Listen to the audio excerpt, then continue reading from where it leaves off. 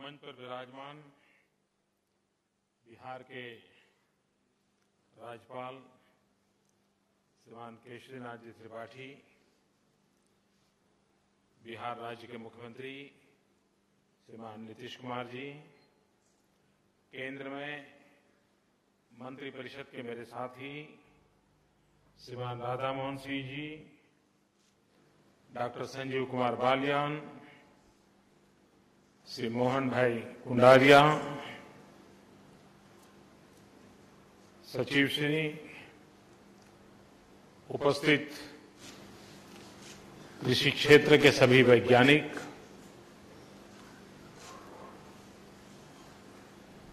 किसान और कृषि क्षेत्र से जुड़े हुए सभी महानुभाव,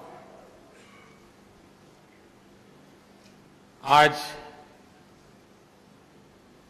जिनका मुझे सम्मान करने का अवसर मिला है, जिन्होंने अपने अपने क्षेत्र के द्वारा देश के कृषि जगत को कुछ न कुछ मात्रा में सकारात्मक योगदान किया है, ऐसे पुरस्कार प्राप्त करने वाले सभी महानुभावों को हृदय से बहुत बहुत अभिनंदन करता हूं, बहुत बहुत बधाई देता हूं।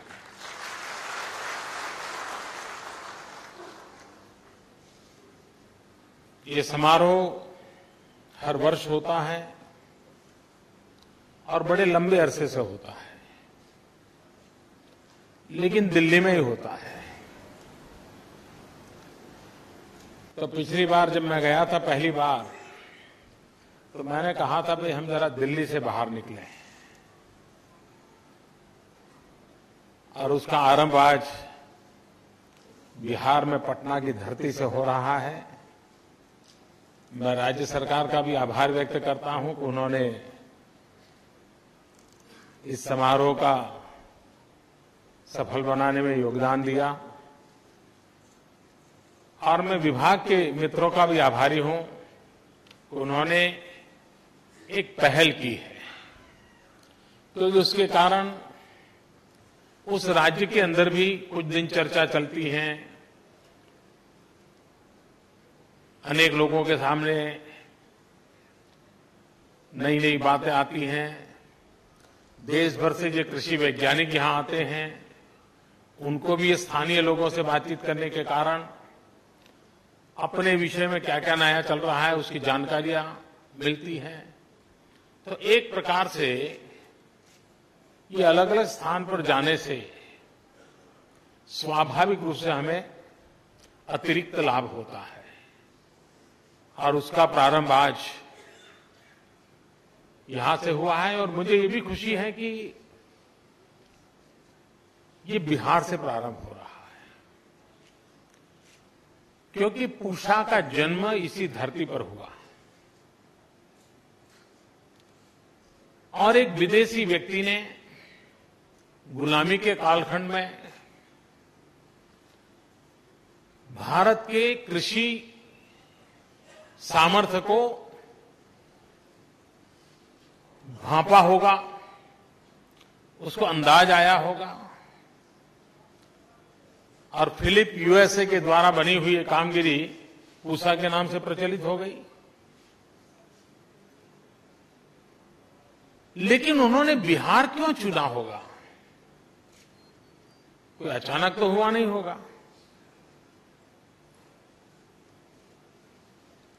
जब वो सोचा गया होगा तब उनको ध्यान आया होगा ये सबसे उर्वरा जगह होगी, यहां के लोग प्रयोगशील होंगे, प्रगतिशील होंगे, कृषि क्षेत्र में नया करने की सोच रखते होंगे। हिंदुस्तान के अन्य भूभागों से यहां की कृषि की कोई न कोई एक्स्ट्रा शक्ति होगी, तभी जाकर के उन्होंने इस काम को यहां प्रारंभ करना सोचा होगा, ऐसा मैं अनुमान करता हूं। अब करीब करीब 100 साल होने जा रहे हैं, इसलिए मैं पूरे रिकॉर्ड न देखूं तब तक तो मैं कह नहीं सकता हूं क्या है, लेकिन मैं अनुमान करता हूं।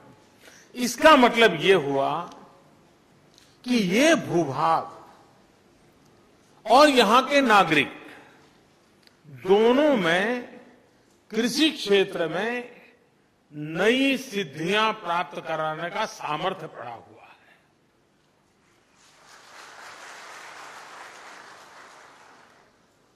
हम कभी कभी अपनी चीजों को भूल जाते हैं।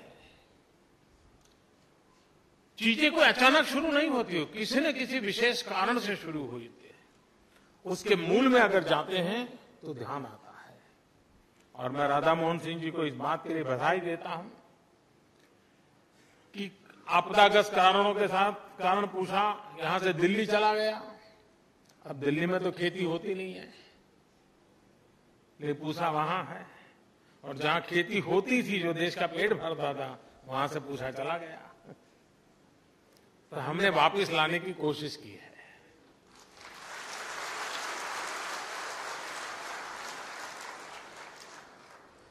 और मुझे विश्वास है कि भले 90 साल पहले किसी को ये विचार आया होगा, उसमें जरूर कोई न कोई दम होगा, कोई ताकत होगी। मुझे फिर से एक बार उसको तराशना है, देखना। और देश के वैज्ञानिक मेरी इस बात से सहमत होंगे कि हम इन नए क्षेत्रों में पदार्पण कैसे करें। कुछ बातें आप लोगों ने आज अच्छी शुरुआत कर रहे हैं। मैं नहीं जानता हूं हमारे वैज्ञानिक मित्रों को कितना पसंद आया होगा या कितनी सुविधा होगी, क्योंकि वैज्ञानिक अपने काम में इतना खोया हुआ होता है। करीब जिंदगी का महत्वपूर्ण समय उसका लैब में ही चला जाता है। न वो अपने परिवार को काम आता है, न वो खुद को काम आता है। वो उसमें डूब जाता है, पागल की तरह लगा रहता है। और तभी जाकर के आने वाली पीढ़ियों का भला होता है। एक जब अपने सपनों को खपा देता है, तब औरों के सपने बन पाते हैं।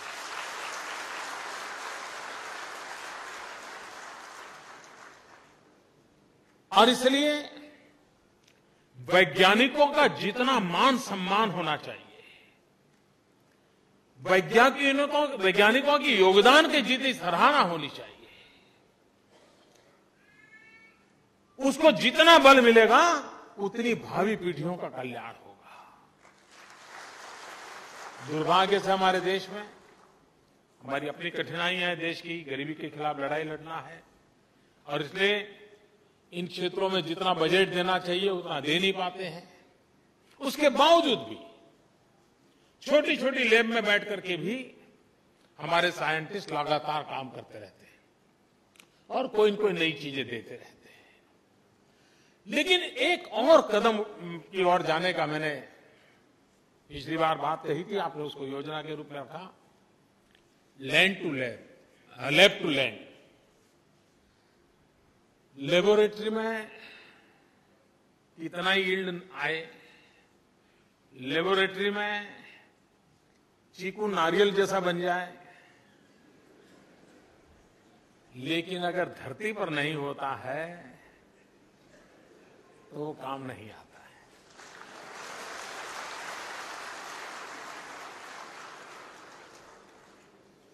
इसलिए हमारी सच्ची कसौटी ये है कि ये जो हम सफलता पाई है लैब में, उसको हमें धरती पर भी कसना चाहिए और किसानों के द्वारा कसना चाहिए।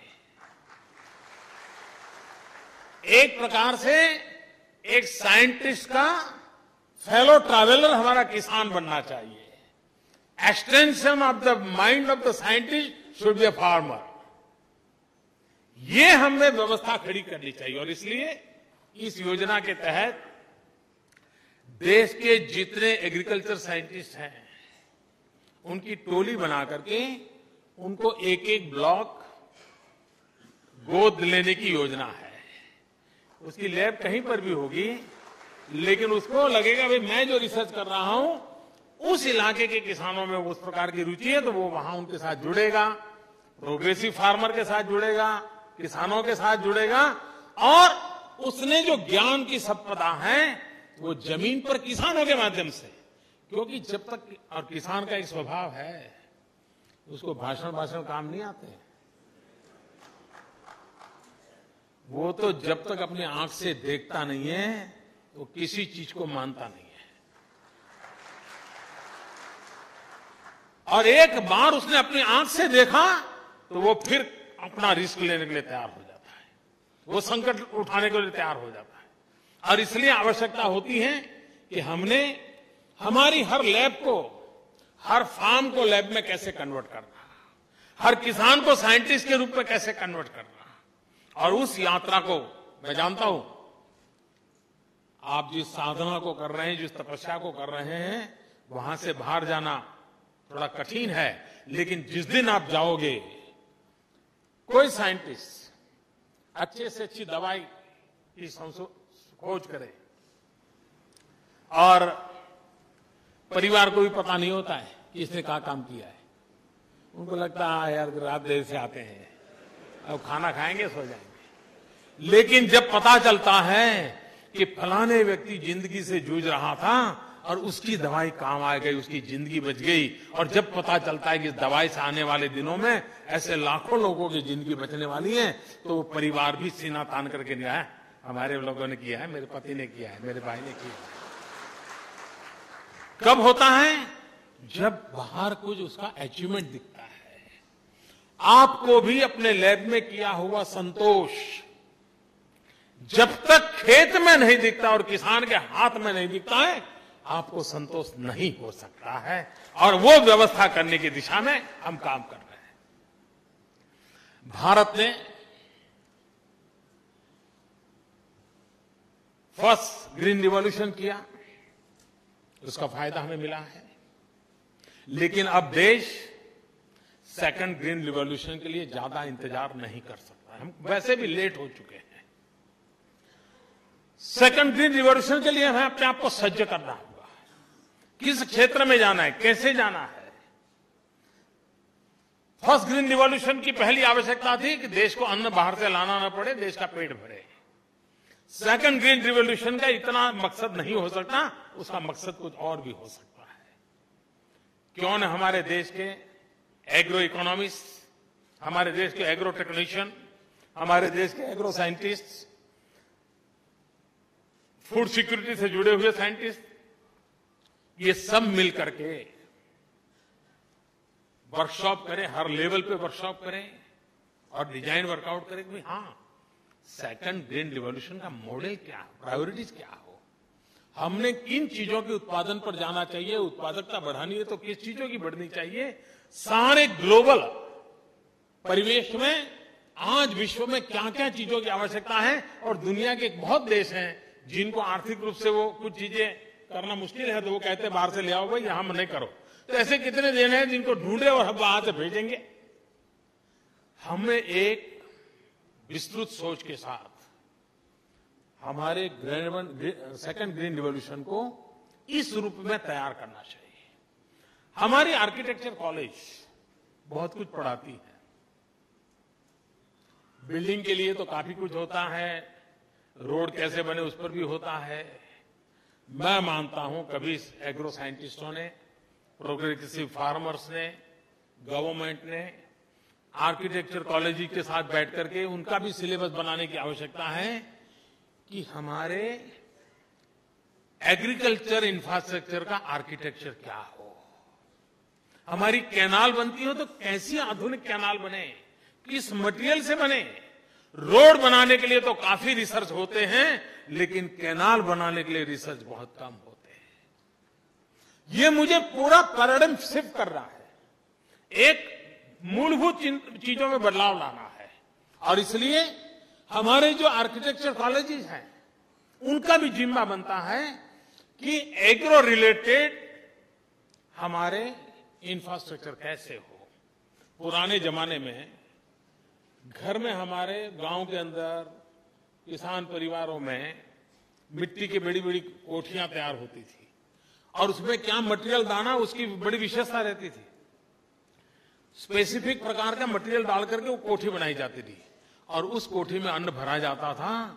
वो सालों तक खराब नहीं होता था और निकालने की टेक्निक भी ऐसी होती थी, ऊपर से नहीं निकालते थे, नीचे से निकालते थे, ताकि पुराना माल पहले निकलता था, नया माल ऊपर आता जाता था। देखिए सामान्य लोगों की बुद्धि कितनी कमाल की रहती थी। ये जो कोठार बनते थे, कोठी बनती थी जिसमें सामान भरा जाता, वो कौन से चीजें का उनको ज्ञान था कि जिसके कारण हमारे एग्रो प्रोडक्ट को इतने लंबे समय तक संभाल पाते थे। प्रिजर्वेशन के संबंध में हमारे यहां टेक्निकली कितना काम हुआ है। हमारे यहां आचार की जो परंपरा है, उस समय ये टेक्नोलॉजी कहां थी जी। गांव की गरीब महिला भी आचार इस प्रकार से प्रिजर्व करती थी कि साल भर आचार खराब नहीं होता था।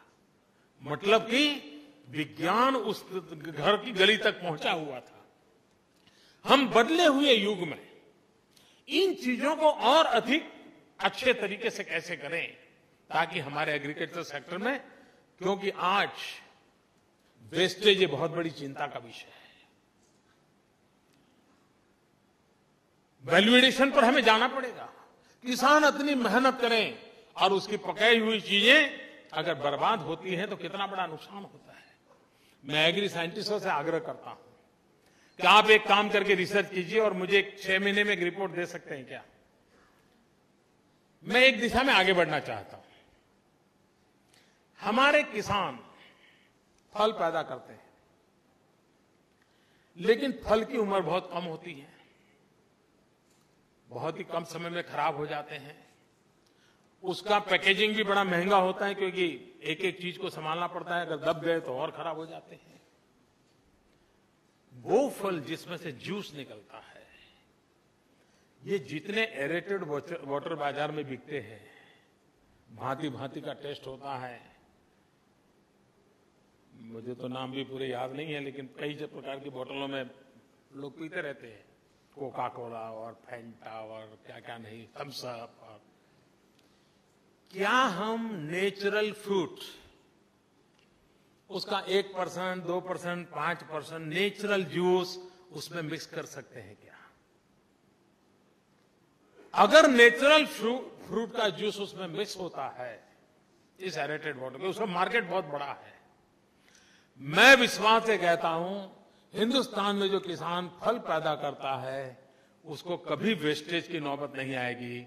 उसका माल खेत से ही बिक जाएगा और 5% अगर उसमें मिक्स हो गया, मेरे फल पैदा करने वाला किसान कभी दुखी नहीं होगा। लेकिन ये साइंटिस्ट जब तक खोज करके नहीं बताएंगे, वो कंपनियों को मनवाना जरा कठिन हो जाता है। क्या हम इस प्रकार की रिसर्च कर सकते हैं? हम समझा सकते हैं उनको, देखिए भाई दीज आर द रिजल्ट्स। आप अगर 5% उसके अंदर नेचुरल फ्रूट जूस डालते हैं तो आपके मार्केट को कोई तकलीफ नहीं होगी, आपकी चीज के टेस्ट में कोई तकलीफ नहीं होगी, आपकी प्रोडक्ट और अच्छी बनेगी और उसमें आपका न्यूट्रिशन वैल्यू भी जाएगा, जो अल्टीमेटली आपके बिजनेस को बेनिफिट करेगा। हम किस प्रकार से नई चीजों को करें, उस पर हमें सोचने की आवश्यकता है। हमने जो इनिशिएटिव लिए हैं, कुछ चीजों पर हमें मान के चले कि दुनिया में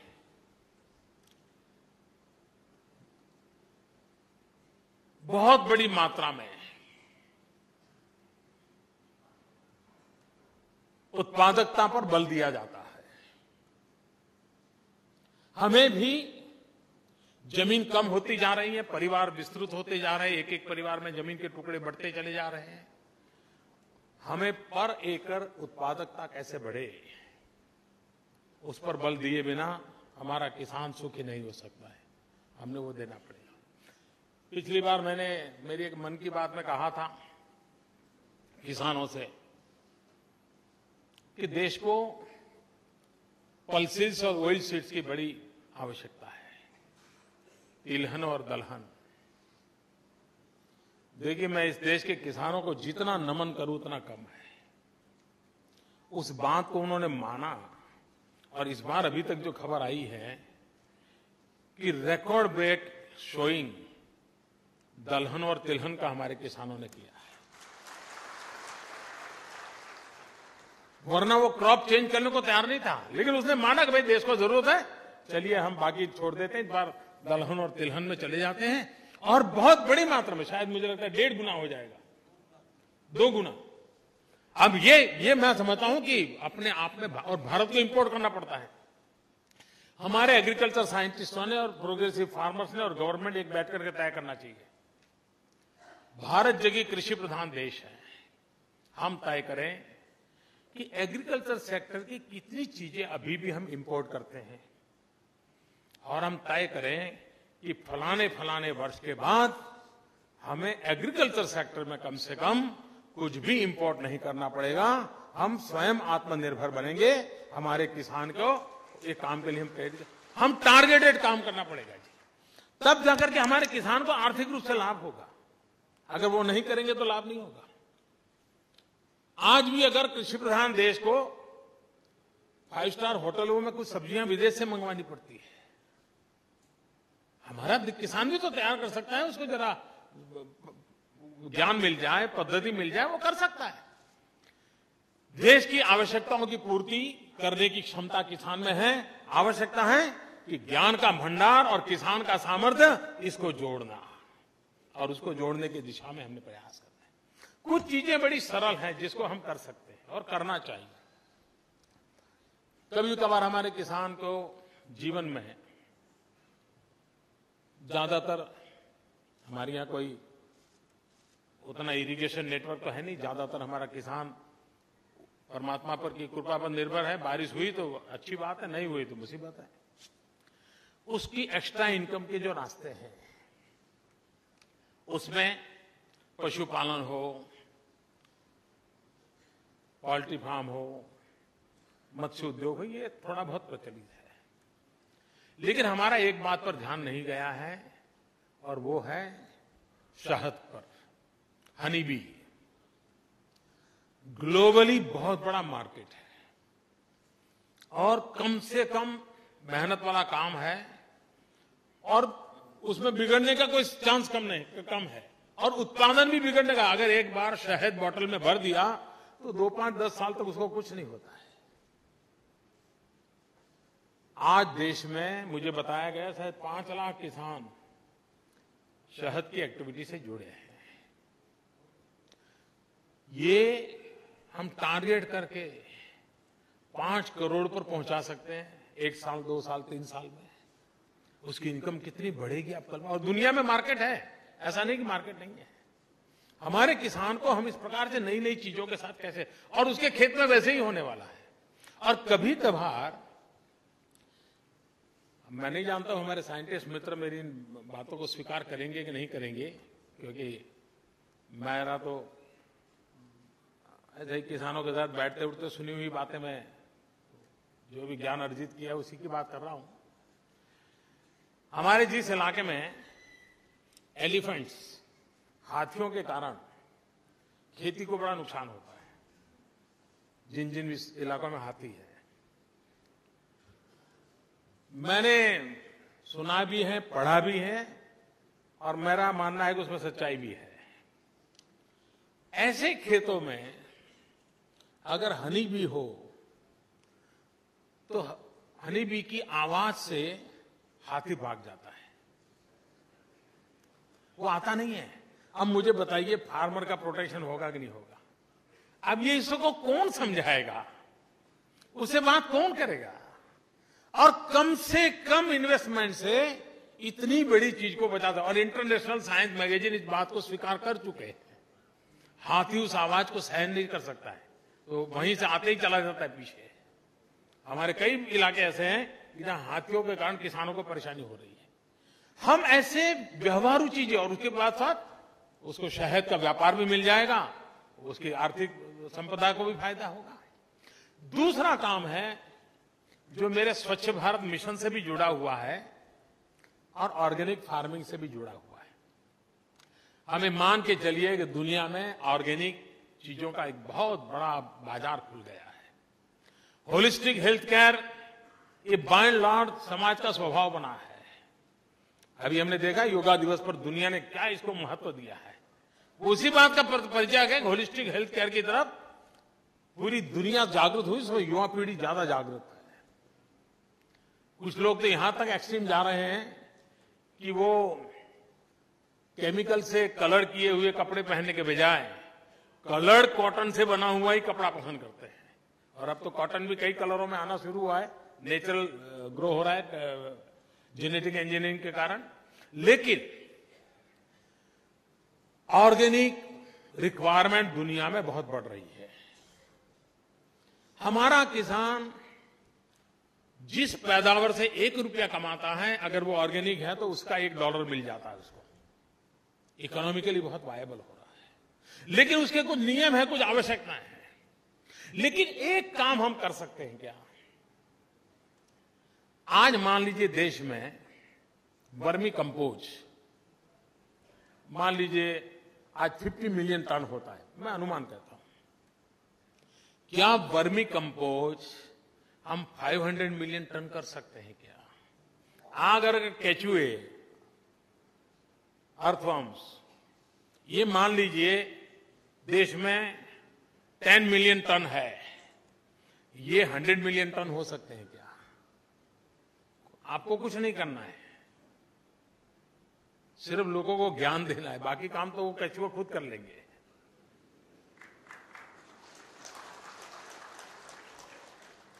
और कोई भी छोटे नगर के बगल में ये काम चलता है, उस शहर का आधा कूड़ा कचरा वही साफ कर देंगे। स्वच्छता का काम भी चल जाएगा, कंपोस्ट फर्टिलाइजर भी तैयार हो जाएगा, और जो केचुए का काम करते हैं उनके केचुए भी बिकते हैं, बहुत बड़ी मात्रा में केचुए बिकते हैं।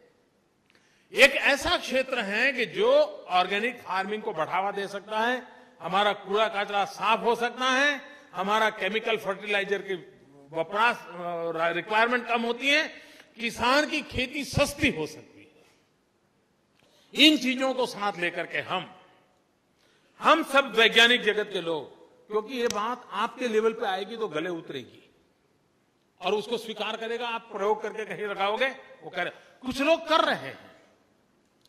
स्वच्छता अभियान का सबसे बड़ा दूत केचुआ बन सकता है और हमारा बहुत बड़ा काम वो कर सकता है, और उससे ऑर्गेनिक फार्मिंग को एक बहुत बड़ा बढ़ावा मिल सकता है। हमारी जमीन बर्बाद हो रही है, केमिकल के कारण हमारी जमीन पर उसकी उर्वरा ताकत कम होती रही है, उसकी हमने चिंता करने की आवश्यकता है। ये काम हो सकता है सहज रूप से। ये चीजें प्राकृतिक व्यवस्थाओं का उपयोग करते हुए की जा सकती हैं। मैं आग्रह करता हूं कि हम हमारे कृषि जीवन में जो सेकंड ग्रीन रिवॉल्यूशन की ओर जा रहे हैं, उसको एक नए दायरे पर ले जा सकते हैं। कई वर्षों से पल्सिस में ईल्ड में भी बढ़ावा नहीं हो पा रहा है, और पल्सिस में सबसे बड़ी चैलेंज है उसके प्रोटीन कंटेंट कैसे बढ़े, क्योंकि भारत जैसा देश जहां दलहन से ही प्रोटीन प्राप्त होता है गरीब को, प्रोटीन कंटेंट ज्यादा हो, इस प्रकार का दलहन की निर्माण कैसे हो, ये हमारे साइंटिस्ट लैब के अंदर मिशन के रूप में काम करें, हम उसमें अचीव कर सकते हैं, परिणाम मिल सकता है। हमारे देश का तिरंगा झंडा और उसमें ब्लू कलर का चक्र, मैं मानता हूं देश में चतुर क्रांति की आवश्यकता है। तिरंगे झंडे के 3 रंग जो हैं और ब्लू कलर का चक्र है, उन 4 रंगों की चतुर क्रांति की आवश्यकता है। एक तो सैफ्रॉन रिवॉल्यूशन। अब सैफ्रॉन रिवॉल्यूशन का अर्थ पता भांति भांति के लोग अलग अलग करेंगे।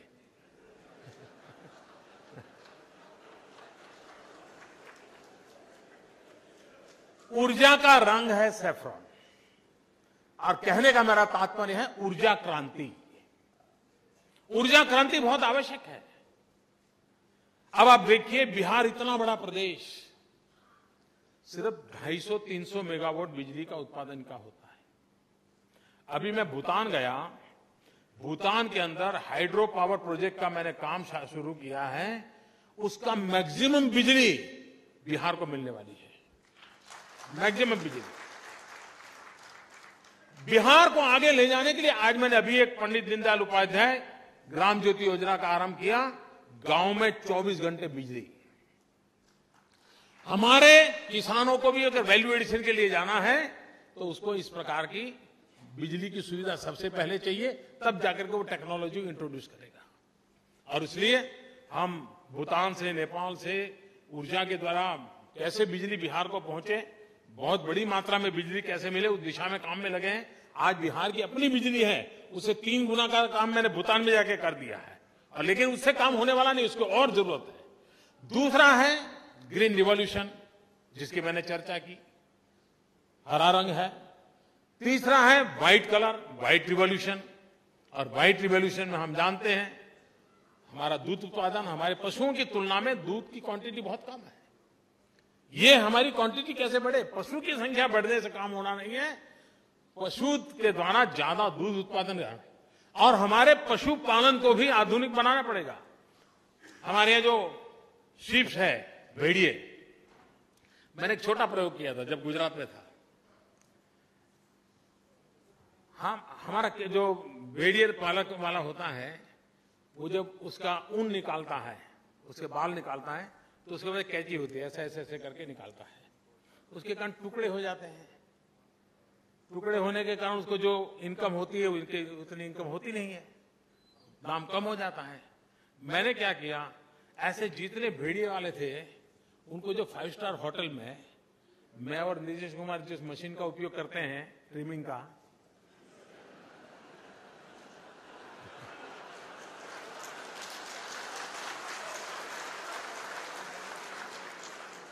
मैंने सब ये जो भेड़िया पालक है उनको मशीन दिया और बैटरी वाला दिया। तो आज वो क्या करता है, साल में 2 बार उस मशीन से उसके बाल निकालता है। उसकी लंबाई ज्यादा होने के कारण उसकी इनकम बढ़ गई। छोटी छोटी चीजें होती है जी, लेकिन सामान्य प्रयोगों से भी हम कितना बड़ा बदलाव ला सकते हैं। हमें हैरान है जी, हमारा देश इतनी सारी, हम आज भी, मैं नहीं मानता हूं कि हमारे यहां पशुओं के हॉस्पिटलों में डेंटिस्ट की व्यवस्था नहीं होगी पशु के लिए। अगर हमारे दांत खराब होते हैं, पशु के होते नहीं है। पशु खाता नहीं है या लूज मोशन कर देता है, कोई पूछने को तैयार नहीं, देखने को तैयार नहीं कि उसका डेंटल प्रॉब्लम है। मैं जब गुजरात में था, मैंने एक बड़ा अभियान चलाया था पशुओं की डेंटल ट्रीटमेंट का। हमारा मोती बिंदु होता है, पशु का मोती बिंदु होता था। मैं पशुओं का मोती बिंदु का ऑपरेशन करता था बहुत बड़ी मात्रा में। मैंने अमेरिका हमारे कुछ डॉक्टरों को भेजा था लेसर टेक्नोलॉजी सीखने के लिए, और पशुओं का ब्लडलेस सर्जरी कैसे हो, और मैं पशुओं के ब्लडलेस सर्जरी में सफलतापूर्वक हमारे यहां मैंने लोगों को काम पे लगाया था। हमारे पशुपालन को वैज्ञानिक तरीकों में हमें लाना पड़ेगा, उसकी भी पीड़ा को हमें समझना होगा, और मैं मानता हूं तब जाकर के हम व्हाइट रिवॉल्यूशन की ओर आगे बढ़ सकते हैं। और मैंने चौथा कहा वो ब्लू रिवॉल्यूशन। आज भी बिहार में इतना पानी है, लेकिन बिहार आंध्र से 400 करोड़ रुपए की मछली लाकर के खाता है। अगर हम ब्लू रिवॉल्यूशन करें, गरीब से गरीब किसान जहां पर छोटे मोटे तालाब हैं, अगर हम उसको मत्स्य उद्योग, उसमें भी कई अब तो विशेषताएं हैं। इवन ऑर्नामेंटल फिश का रिवॉल्यूशन इतना बड़ा आया है, बहुत बड़ा मार्केट है, ग्लोबल मार्केट है ऑर्नामेंटल फिश का। हम अगर इस ब्लू रिवॉल्यूशन की ओर भी उतना ही ध्यान दें, और ये सारी चीजें हैं जो अल्टीमेटली गांव गरीब किसान का भला करती है। और इसलिए हम इन बातों को लेकर के हमारे वैज्ञानिक तौर तरीकों के साथ, ये जो हमारा तिरंगे झंडे का 3 रंग है और चौथा हमारा ब्लू अशोक चक्र है, उन चतुर क्रांति की दिशा में कैसे आगे बढ़े और हमारे किसान भाइयों के भलाई के लिए और एक सुरक्षित आर्थिक व्यवस्था किसानों को मिले, उस दिशा में कैसे काम करें। मैं फिर एक बार राधा मोहन सिंह जी का अभिनंदन करता हूं कि आज पटना में, क्योंकि मुझे लगता है जी हिंदुस्तान का green revolution, second green revolution, वो पूर्वी उत्तर प्रदेश, बिहार, पश्चिम बंगाल, आसाम से ही आने वाला है। ये मैं साफ देख पा रहा हूं, और यही बिहार की धरती हिंदुस्तान में कृषि क्रांति लाके रहेगी, और जिसका प्रारंभ आज इस कार्यक्रम से हो रहा है। मेरी बहुत बहुत शुभकामनाएं, बहुत बहुत धन्यवाद।